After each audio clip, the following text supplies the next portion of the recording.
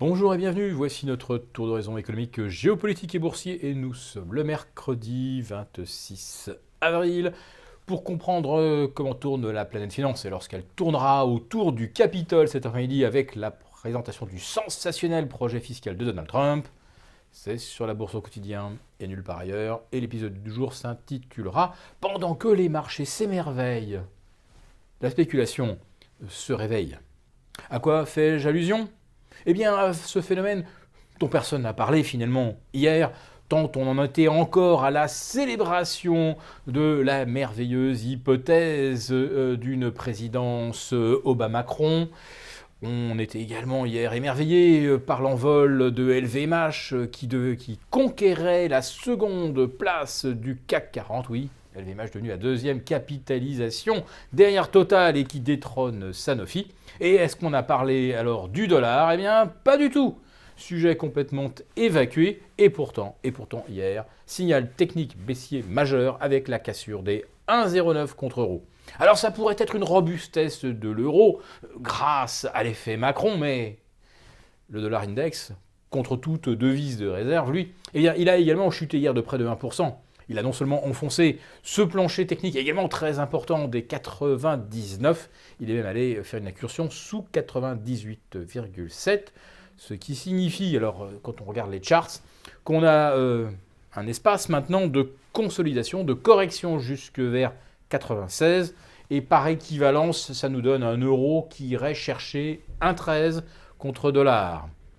Alors, partant d'un plancher de 1,04 monté à 1,13, ce n'est pas un bouleversement sensationnel, néanmoins. Ça fait quand même presque 9% de rebond.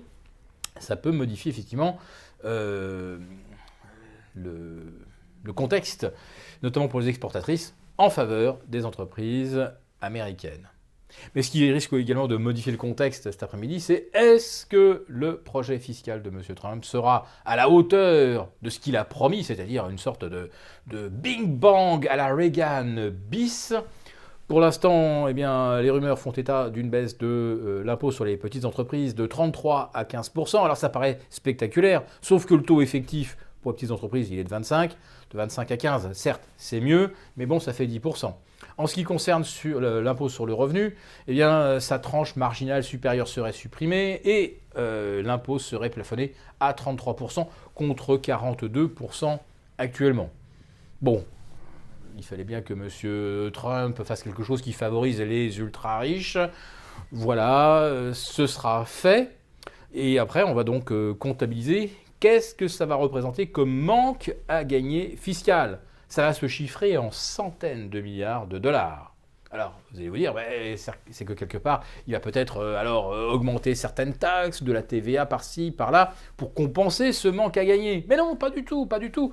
Monsieur Mnuchin, l'ex-Goldman Sachs, qui est adepte des miracles économiques, explique que ces centaines de milliards de recettes fiscales qui vont manquer vont être compensées par des centaines de milliards de recettes de TVA, puisque l'économie américaine va accélérer. Ça s'appelle de la pensée magique. Et quand un candidat au présidentiel français vous dit « je financerai les hausses des salaires et les baisses d'impôts par la future croissance », tout le monde lui rit au nez. Alors, pour l'instant, ce n'est pas Wall Street qui rit au nez de M. Mnuchin, non, mais c'est quand même le marché des changes avec un dollar sous les 1,09. Revenons maintenant de ce côté-ci de l'Atlantique et voyons si le CAC 40 a bien ce potentiel sensationnel que beaucoup d'opérateurs nous promettent. Alors des opérateurs qui étaient pratiquement tous couverts avant la veille du week-end, bien que sachant que M. Macron avait 98,8% de chances d'être au second tour et donc d'être président. Et maintenant qu'ils ont raté les 4% de hausse de lundi, eh bien, ils vous promettent que le CAC 40 ira à 5005, 5006. Sauf qu'aujourd'hui, regardez bien, il est à 5380 et que le précédent record du 27 avril 2015 était de 5280 points pour le CAC 40. En ce qui concerne l'Eurostoxx, eh bien, il pouvait effectivement aller chercher les 3006 hier, il s'est arrêté à 3590, mais là aussi, on est sur des niveaux de résistance majeurs. Alors oui, si le CAC franchit les 5283 points, alors derrière, techniquement, plus aucune résistance. Mais on est toujours dans ce scénario d'une hausse qui devient parabolique. N'oublions quand même pas que le CAC 40, depuis le Brexit, a repris quand même la bagatelle de 30%. Pour une hausse des profits des entreprises qui n'est pas de 30%. Alors on se félicite tous cette année qu'on ait des croissances à 2 chiffres, ce qui est déjà pas mal. Enfin, regardez la performance des actions par rapport à la progression réelle des bénéfices. On est encore à nouveau devant toutes les anticipations possibles. Tout comme le programme fiscal de M. Trump provoquant une envolée de 15 à 17% des indices américains. Mais comme on ne sait pas quoi faire de l'argent aujourd'hui et qu'il continue d'en tomber environ 200 milliards, l'équivalent de 200 milliards de dollars par mois, il faut bien l'investir quelque part. Alors quand on trouve une idée, quand on a d'un seul coup un effet Obama-Macron, quand on a l'espoir d'un plan fiscal sensationnel, eh bien on paye. Et on paye, on n'a pas le choix de toute façon. Lundi matin, quand le CAC gagne 4% et que c'est un cap de plus 4%, il n'y a pas à réfléchir. Les ordinateurs, les robots de réplication indicielle, ils achètent. Ils achètent. Des banques qui ouvrent avec un gap, des banques ouvrant avec un gap de 7 ou 8%. Pensez-vous qu'un seul opérateur se soit dit est-ce qu'il faut y aller, il ne faut pas y aller? Non.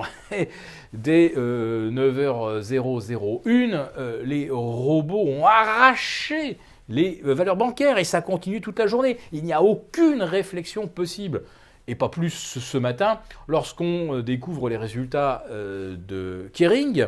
Alors certes, ils sont beaucoup plus beaux que prévu, 30% de hausse du chiffre d'affaires, 47% de mieux pour Gucci. On se demande comment, en l'espace d'un an. Mais bon, voilà, le chiffre est présenté, on le tient pour vrai. Et vous avez un titre qui a déjà gagné 105% depuis le 27 juin, qui prend 10% supplémentaire. Comme si les 105% de hausse en 10 mois n'intégraient pas déjà quelques bonnes nouvelles potentielles. Tout est comme ça, et quand vous avez Kering qui s'envole de 10% à l'ouverture, là pareil, il n'y a aucune réflexion. Vous avez des robots qui payent. Alors après, est-ce qu'on pourra conserver le papier? Quelle est la perspective future sur le titre? Aujourd'hui, ce n'est pas la question. La question, c'est de répliquer l'indice CAC 40 et éventuellement de trouver des idées d'achat s'il venait à franchir les 5283. Alors nous, notre idée d'achat, elle n'est pas située en France. Parce que si le CAC va au-delà de 5283, c'est que probablement on a aussi des bonnes nouvelles en provenance d'Italie. Et quelles sont ces bonnes nouvelles? C'est d'éviter la faillite des banques italiennes. Alors, en injectant de l'argent, en faisant des rapprochements, des fusions, tout ce que vous voulez. Mais si vraiment il doit y avoir une bonne nouvelle qui tire les indices et surtout l'Eurostoxx au-delà des 3006 en direction des 3750, ce sera au travers des valeurs bancaires italiennes. Alors, c'est un pari spéculatif, certes, mais aujourd'hui c'est à peu près le seul que l'on puisse faire, à part l'or et l'argent, et nous finissons là-dessus. Car le dollar sous les 1,09 voire 1,0950, ce n'est vraiment pas un phénomène anodin. Et si le dollar dévisse, il est à peu près certain qu'on aura d'abord des achats techniques de couverture sur l'or et l'argent. Et puis surtout, si le plan de M. Trump est tellement coûteux, on s'en va vers une nouvelle planche à billets. D'une façon ou d'une autre, ce sera toujours des incitations à acheter de l'or.